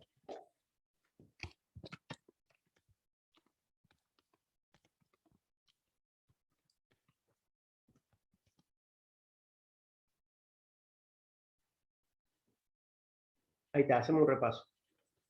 Dentro de los motores de virtualización, entonces tenemos 2 tipos. Este que vamos a empezar a instalar, que es un motor de virtualización de software, donde encontramos VirtualBox, VirtualPC y varios clientes de VMware y otros más. Y también uno que trae Windows 10, que lo podemos activar, no hace falta instalarlo, por eso ya no viene más en Windows ese 2007, en Windows 10 ya lo tiene disponible el sistema operativo, por lo menos la versión Pro, no sé si la versión Home, pero creo que sí. Y por otro lado, están los motores de virtualización bare metal. Estos motores de virtualización significa que están, bare metal significa sobre el metal desnudo, o sea, que el motor está instalado directamente sobre el hardware. O sea, es un sistema operativo que está especializado en esta función de motor de virtualización. Y allí encontramos Ascend Server, Microsoft Core Server, VMware Server, CP Server, etc. Que la mayoría de estos, o casi todos de estos, como este motor está especializado en esta función y trata de no consumir casi recursos del hardware que está instalado, ¿para qué? Para dejarlos disponibles a esos recursos para todas las máquinas virtuales que yo voy a estar desplegando. Entonces, la mayoría de estos motores de virtualización, los bare metal, no tienen interfaz gráfica de administración local. Sí pueden tener alguna administración remota gráfica. ¿Se entiende? O sea que no tienen gráfica, tienen consola nomás. La mayoría de los servidores que nosotros accedemos, hoy en día, todos los servidores que estamos accediendo, a las páginas web que estamos accediendo, están corriendo en algún motor, esperen que estoy admitiendo algunos, están corriendo en algún servidor web, que ese servidor web está instalado sobre algún sistema operativo virtualizado, que está corriendo sobre algún motor de virtualización bare metal. Como ser los que usa Google, como ser los que usa Microsoft, como ser los que usa Amazon o demás. ¿Entienden hasta acá la diferencia? ¿Preguntas? Por el momento no. ¿Qué les parece que va a ser más eficiente? ¿El bare metal o el que es por software? El bare metal. ¿Por qué? Me parece que consume menos recursos al no tener el interfaz gráfico en la máquina. ¿Y qué más puedes decir? ¿Qué va a pasar si consume menos recursos? También, eso está bueno, consume menos recursos de la máquina, digamos, del hardware real, del hardware físico. Va a ser Pero más en realidad rápido. el VirtualBox no va a consumir muchos recursos de hardware físico. Lo que pasa es que yo con el VirtualBox voy a usar una parte y con el otro voy a usar todo el hardware. Claro. ¿Por qué? ¿Qué me está usando parte de los recursos, aparte de VirtualBox? Y el sistema operativo de base Exacto. que yo tengo. Ahí está. VirtualBox es un software de aplicación, llamémosle, para alguien que quiere virtualizar, que está instalado sobre un software de sistema, con lo cual, ya, si ustedes van a sus recursos en sus máquinas, bueno, ahora están ejecutando Zoom, pero si no tienen muchas aplicaciones abiertas, ¿cuánto le está consumiendo el sistema operativo desktop, que no es servidor, el de ustedes es un desktop, para un escritorio, para un usuario? ¿Cuánto le está consumiendo de, por ejemplo, RAM? 2, creo que era. Alrededor de 2 2 y GB. medio. Windows 10. 264, algo así. Claro, 4. exactamente. No, no. La mayoría va a estar entre 1 y 2 GB o más. Entonces, por eso yo cuando les decía los otros días que vamos a ver en qué máquinas vamos a poder instalar todos los sistemas operativos. En máquinas que tienen 4 GB no tenemos tanta disponibilidad. Porque fíjense, si ustedes ya tienen 2 GB ocupados, con el VirtualBox pelado, sin ninguna máquina funcionando, tenemos cuánto disponible para asignarle a las máquinas que vamos a virtualizar. 2 GB. Es muy poco. Claro. Entonces vamos a poder desplegar algunas máquinas. En algunas máquinas que necesitemos más memoria RAM, principalmente, vamos a poder hacerla únicamente en la máquina que tenga más de 4 GB. Eso quiere decir que vamos a hacer las máquinas más nuevas, digamos. Pero vamos a empezar total desde abajo. Vamos a empezar a virtualizar máquinas de DOS. Que cuando salió el DOS, todavía el DOS, las primeras versiones, no podía mapear, ¿saben cuánto mapeaba DOS de memoria? 640K. Nada. Para ese Es momento ahora, ¿no? era un montón. Un montón. Claro. Así de simple. Así que bueno, por eso no se preocupen, porque vamos a poder desplegar un montón de máquinas y pruebas con Linux y un montón de pruebas con las máquinas que tengan entre 2 y 4 GB. No va a haber problema. Eso por un lado. Segundo, ¿qué pasa? Más allá del uso de la RAM, está el uso del procesador. El procesador también está consumiendo el sistema operativo, está consumiendo algunos ciclos de reloj que también nos sacan disponibilidad para las máquinas virtuales. Que en el bare metal la idea es que quede todo disponible casi para las máquinas virtuales. Para que ustedes tengan una idea, por ejemplo, después vamos a acceder a algún servidor donde desplegamos algún servidor Zen, donde sobre ese servidor se ejecutan, en este momento debe haber 4 o 5 máquinas virtuales, alguna Linux y unas 3 o 4 Windows Server para distintos sistemas en una empresa. Y por ejemplo el bare metal, le asignamos solamente 2 núcleos de los, me parece que tiene 12 núcleos, no me acuerdo si es 12 o 16 núcleos el microprocesador, y de RAM le habíamos asignado, me parece que 512 mega y después le asignamos 1 giga de RAM, porque ya está corriendo, pero con 512 ya funcionaba el bare metal. Fíjense la diferencia, por ejemplo, a un sistema operativo de servidor que hoy en día, si no, con 4 GB ni siquiera lo corre. Entonces, en esa máquina, que es un servidor, que empezó con 24 GB de RAM, tenía casi toda la RAM disponible para las distintas máquinas. En este momento tiene un DIMM de 12, uno de 16, perdón, o uno de 8, uno de 16, 24, se le agregó uno de 32, así que tiene 32 más 24, 50, 60 GB de RAM, ¿sí? Sí. 58, 56, 56 GB de RAM. Así que tiene corriendo 4 o 5 máquinas, y ahora se va a evaluar si se va a desplegar una máquina nueva que necesita bastante RAM por un sistema, un RP que es bastante potente, que requiere bastante RAM, así que lo mejor se adquiere nuevo RAM. Un equipo, un servidor que, por ejemplo, se puede llegar hasta 148 GB de RAM. Pero que se compró ya hace,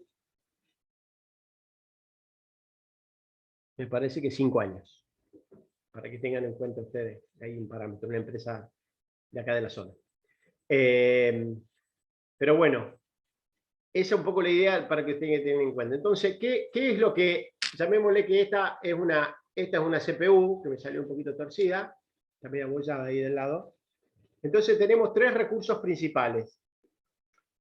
Después tenemos más cosas, o sea, pero los tres principales que nosotros necesitamos para una máquina virtual son estos los que vamos a estar parametrizando. La memoria RAM que le vamos a asignar a la máquina virtual, los núcleos que le vamos a asignar, o cores que le vamos a asignar de la CPU, que acá puede ser que tengamos con 1, con 2, con 4, o vamos a compartir el que tenemos, y almacenamiento, que hoy en día almacenamiento, digamos, es lo menos problemático en lo que respecta a capacidad. Sí a velocidad, si tenemos un disco de estado sólido va a ser mucho más rápido que uno rígido, y si un sólido NMB es más rápido todavía.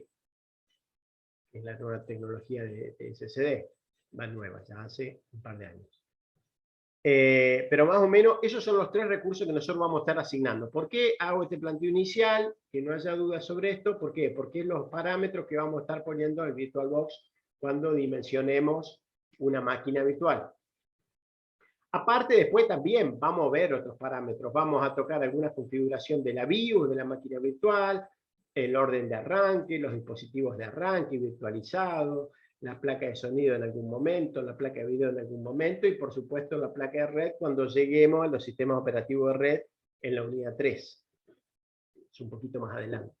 Pero digamos, después vamos a estar viendo otras partes que vamos a configurar en la virtualización. Pero inicialmente, estas son las tres cosas que vamos a estar tocando en VirtualBox. La memoria RAM, los núcleos de la CPU que podemos compartirle y almacenamiento. Bueno, ahora hay un tema en base a cada máquina que cada uno tiene, es ver qué sistema operativo tenemos instalado. Si tenemos una versión de 32 bits o tenemos de 64 bits. Eso nos va a permitir identificar dos cosas. Si es de 64 bits, la versión que tenemos, o si es de 32 bits, que sería x86.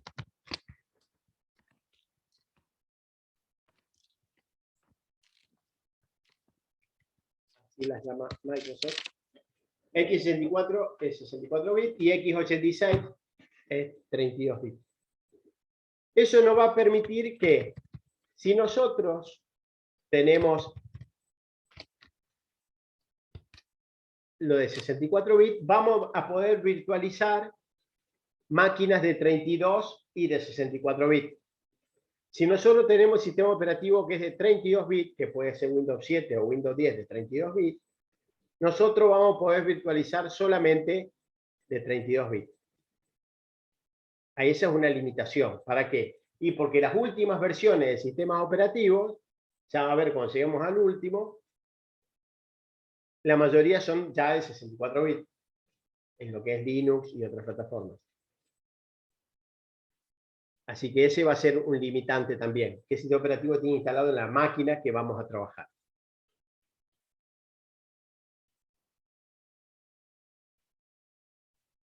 Eso para que lo anoten también.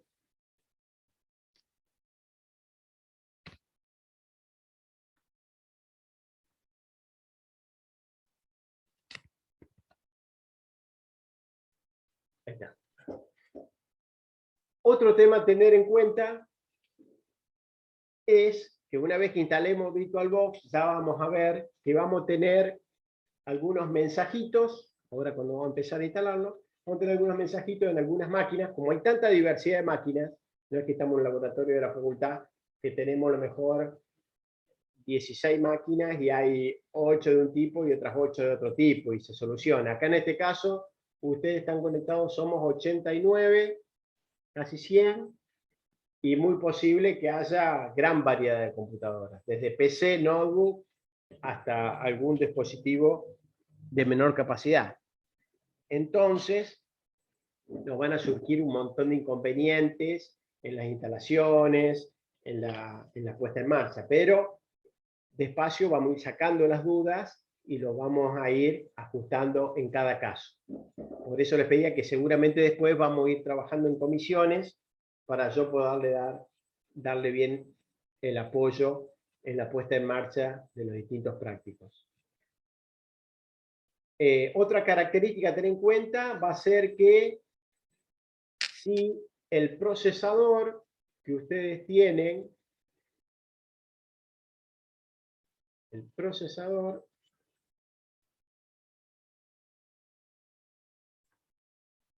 que ustedes tienen, si no lo hago, si no, acá.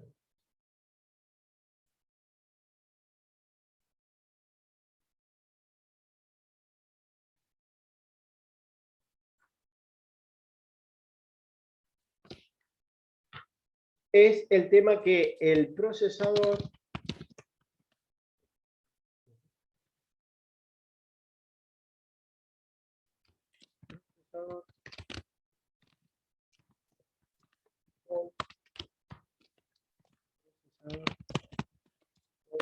capacidades o extensiones para virtualizar.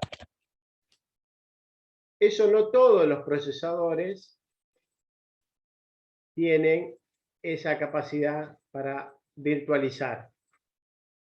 Algunos procesadores más básicos no la tienen y algunos procesadores, por más que sean avanzados de algunas notebooks, tampoco la tienen.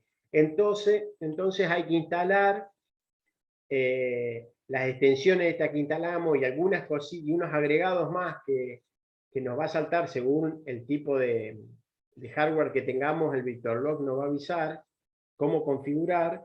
A veces hay que configurar algo en la BIOS para habilitar la virtualización, porque no está habilitada, pero lo podemos chequear con algún programa. Eso lo vamos a estar haciendo también. Así que esa es otra cosita más a tener en cuenta con VirtualBox.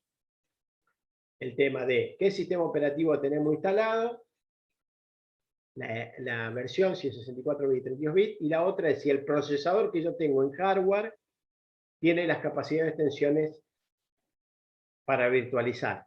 Tiene algunas extensiones adicionales para virtualizar. Hasta ahí llegamos. Ahora vamos con la instalación. Vamos a ir a la instalación.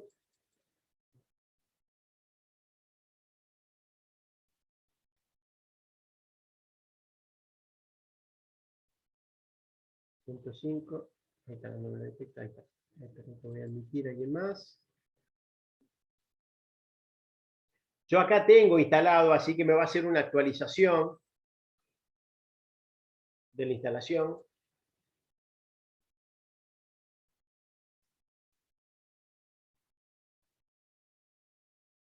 Esperen que ahí les comparto.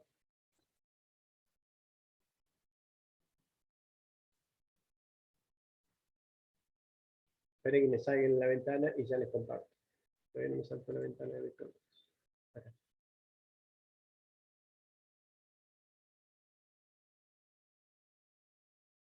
Ahí está, ahí me saltó la ventana de instalación. Bueno, si quieren, los que ya lo instalaron, ya lo tienen instalado. El que no lo instaló, lo pueden ir instalando juntos. Bueno, la primera pantalla, Next, nos informa la versión que voy a instalar. Ahí está. Se salió, profe. Sí, me salió porque tengo que ir a pantalla completa. No voy a pantalla completa porque si no se me va. ¿Ahora sí ven? Sí, sí, se ve. Perfecto. Bueno. Acá lo podemos dejar por defecto, no hace falta de seleccionar nada, porque en realidad nos dice que ya va a preinstalar algunas cuestiones de soporte USB, cuestiones de red que las vamos a usar más adelante, unas cuestiones de programación que no las vamos a usar, pero las dejamos instaladas. O sea, dejemos todo tildado como está, lo va a instalación en la ruta por defecto, lo dejamos ahí sí que podemos ver la capacidad de disco que tenemos. Le damos siguiente, y bueno, nos va a decir que va a crear el menú inicio, el acceso directo en el escritorio, un acceso directo en la barra de acceso rápido, y registra las asociaciones de archivo con VirtualBox. Le damos siguiente.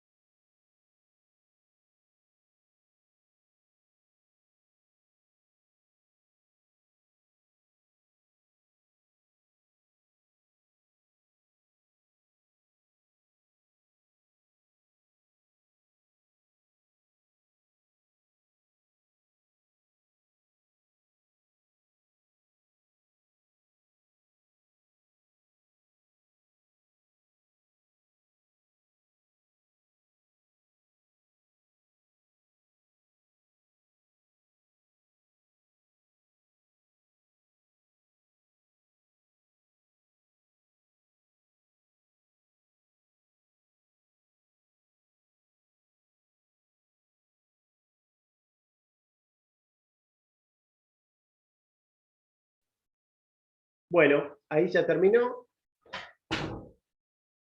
Vamos a darle OK, va a lanzar el programa.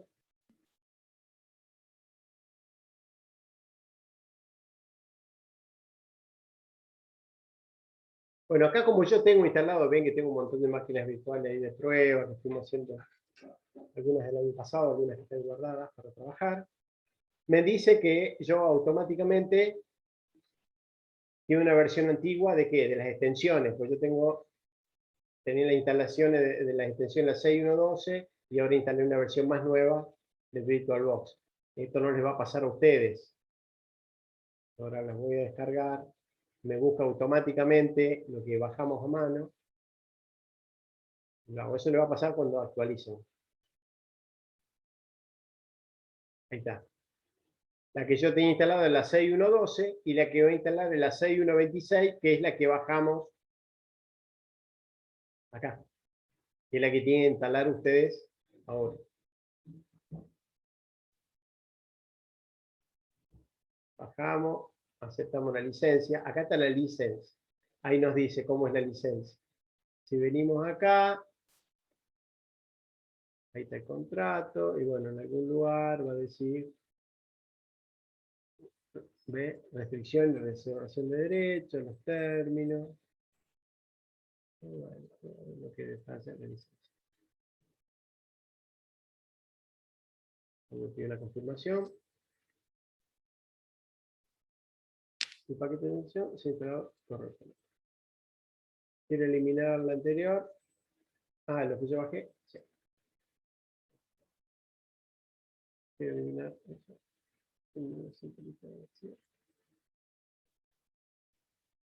Bueno, ahí arrancó VirtualBox. A ustedes les va a quedar sin todo esto que está acá a la izquierda, que son todas las máquinas que yo tengo ya creadas. Les va a quedar sin eso. Hasta ahí, ¿quién lo tiene funcionando? A ver si les hago compartir si no alguna pantalla a ustedes. Yo lo tengo Profe, lo tengo funcionando. funcionando bien.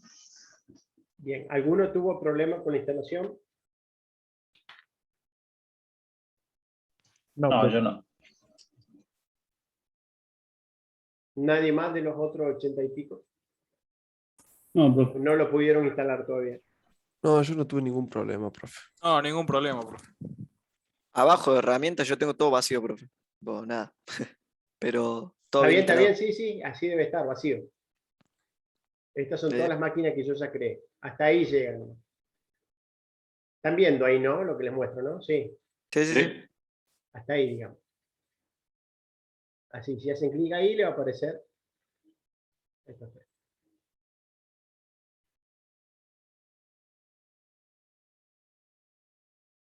Bueno.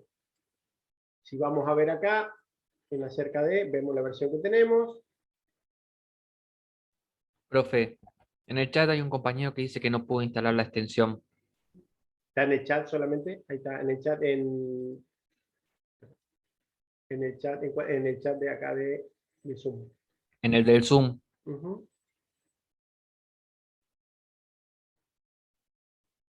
No pude instalar la extensión. Primero, ejecuta una vez el VirtualBox y cerralo. Y después recién ejecutar la extensión. Porque una vez que se ejecuta el VirtualBox, se asocian el archivo de la extensión no es un instalador. Fíjense que no es un .exe. Fíjense la extensión que tiene. vbox.expac. Automáticamente, si yo le doy doble clic, lo abre el VirtualBox. ¿Ven? Y me dice reinstalar. Pero si no está, si el VirtualBox no registró todas las asociaciones en la instalación, registraba varios archivos. Si no instalaba esa asociación para que le abra el archivo, no la va a abrir. Por eso hay que ejecutarlo a veces una vez, cerrarlo, y después recién, una vez que lo abriste, yo ahora ahí lo estoy cerrando. En dos instancias, cerramos. Ahí lo cerré al VirtualBox. Ahora le doy doble clic a la extensión y automáticamente me tiene que saltar esta ventana. A mí me dice reinstalar porque ya está instalada. Ahí en tu caso tendría que decir instalado. Y así como le debe haber saltado a los que ya lo hicieron. Si no, me contradicen, por favor, ¿no? O me aclaran. Yo tengo un pingüino con una caja de herramientas. ¿Qué es eso? ¿Cómo? Tengo en el VirtualBox administrador, hay un dibujito de un pingüino con una caja de herramientas. ¿No? Dice bienvenido al VirtualBox, pero no tengo nada, no puedo encontrar la pantalla que tiene usted ahí. ¿No ve la pantalla que yo veo? No. Pero es porque no tenés máquinas virtuales instaladas. Ah, sí, sí, no, nada, nada. Ustedes no van a tener nada acá. Nada de nada. No, sí me Simplemente lo que refiero vamos a hacer. a que al lado, ahí donde dice crear, eliminar propiedades, yo acá en el mío no tengo. Dice preferencias, importar, exportar, nuevo. Está bien. Esto porque a mí me sale una placa de red. Yo tengo una placa de red acá habilitada. Ya lo vamos a hacer. Ah, Por eso está, dice pero estarían propiedades, ahí. pues Sí, estoy eso seleccionando esto. está perfecto. Bien. No, entonces estamos bien. Estoy en red, fíjense. Ustedes deben estar bienvenidos. Ahí. Ah, ahí está el pingüino, ese, vamos nomás. Ah, está. Se ve que porque es lo último que yo hice. He venido acá. Está Y bien. queda ahí. Ahora sí. Ahora sí. Ustedes Así. lo deben tener así, nada más que Sí. sin nada a la izquierda. Exactamente. Exacto ¿Ah? así. Bien. No sé si hay el Profe. compañero. ¿Quién era el compañero que estaba con el tema de que no podía? Sí, el Yo tengo pingüino una viene de duda, Linux, profe. No buscaba pegar una cosa, pero no sabía. Listo, ya funciona. Bien, ok. ¿Hay el más que tiene problemas? Yo tengo una duda, ¿cómo comprobamos si la extensión se instaló? Porque yo le doy doble clic y me abre el Listo, ya VirtualBox, está, pero ya está. Ahora lo vamos a comparar. Ahora, me parece que acá, quería ver por eso, acá en la ayuda no nos dice nada. Déjame ver. No, interfaz gráfica. No, acá no. En algún lado me decía para seguimiento, cerca de. Ya me explico. O me parece que en la máquina nos va a decir. No, a ver. Por actualizaciones. No. En preferencia, extensiones te dice las que tenés. Ah, en preferencia, por habilitadas. eso, en preferencias, ¿no? Ahí está. Sí, pues va cambiando según las versiones. Acá, ahí podemos ver. Ahí podemos ver. Vamos a preferencias, extensiones, y ahí nos dice qué más las podemos deshabilitar. Fíjense, podemos agregar nuevos paquetes, se pueden hacer varias cosas. ¿Cómo? Herramientas. Preferencias. El botón No. de arriba. Preferencias. Pongo el create. No, me parece. Espera. Escucho medio bajo. A ver si hay un poquito mejor. No, que no aparece eso de preferencias. O sea, aparece en la plaquita de red. Y toqué sin querer ese create y no sé qué toqué. Y bueno, tiene que venir acá. No hay. Ah, bueno. Ahí está. Y ahí está.